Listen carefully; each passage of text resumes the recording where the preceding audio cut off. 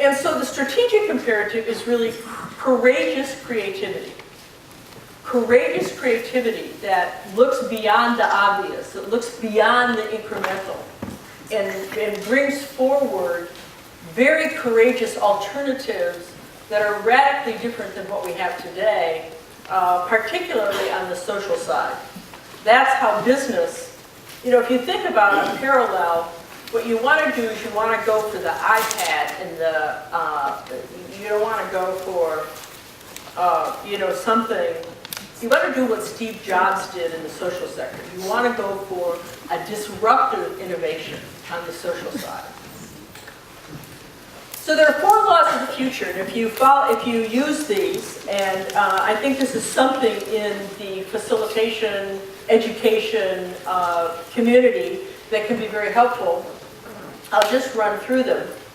First of all, people tend to overestimate driving forces in the short run and overestimate their long-term impact. So people spend a lot of time responding to something they think is changing their world in front of them, and it never does quite what they think. The biggest one for that, of course, is the internet. Everybody thought the biggest impact of the internet was e-commerce and in business. And the biggest, I led the Emerging Technologies program in the 90s at the Institute for the Future, so was very involved with forecasting technology. The biggest impact of the internet is the social media and in how it's transformed the daily life of everybody on the planet. That's the biggest impact, and we are just at the beginning of the transformative effects of that. So when a big change is coming, what you want to do is to think beyond it's just like you do when you're trying to facilitate divergent thinking. You kind of throw out your first responses and keep going until you get something that really is divergent and really makes more sense. It's the same principle here. Think beyond the obvious and keep going, and don't just respond to the immediate anxiety of something big. The second law of the future is if something's unsustainable in the long run, it will end. We all do things that are unsustainable. Every profession does things that are unsustainable. Every business does things that are unsustainable. It is amazing how much time is put into things that are unsustainable.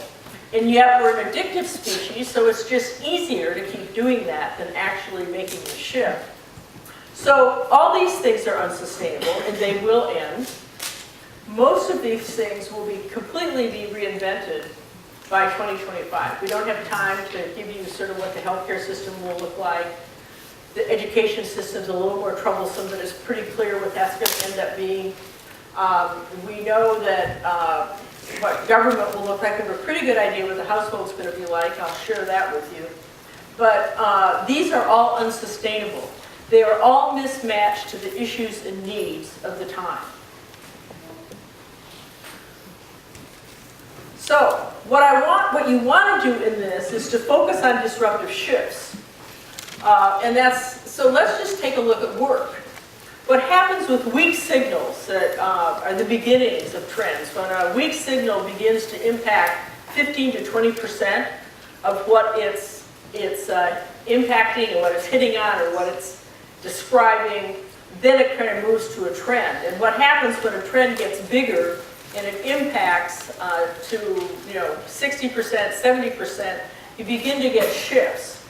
So these are just some of the shifts in work. And then what you see is you'll see a number of dimensions shift in an area, whether it's a new product, a new service. In this case, this is work. So these are some of the shifts. We've moved from employee to entrepreneur. The number of people in 10 or 15 years that are actually employees will be less than those who aren't. Career ladder to experience portfolio. No one tries to go up a career ladder anymore.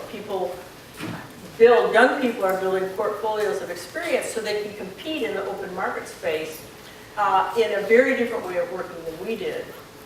Permanent to Velcro relationships. Most work relationships in the future will be Velcro, where like Velcro you attach tightly and you break apart with no damage after that particular task or piece of work that you're going to do is over. So I'm not going to go through all of these, but when you get the kinds of shifts and the kind of trends we've had in work, this now is the structural shift in work. So we went through the structural shift in the economy about 15 years ago.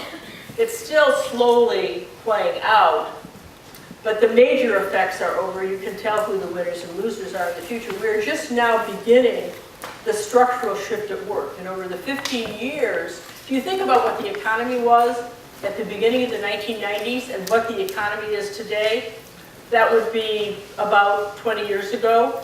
Just think about work and think about massive change in work, just like we've had massive change in the economy and business. Third law of the future, something big is going to happen in the future. It has to start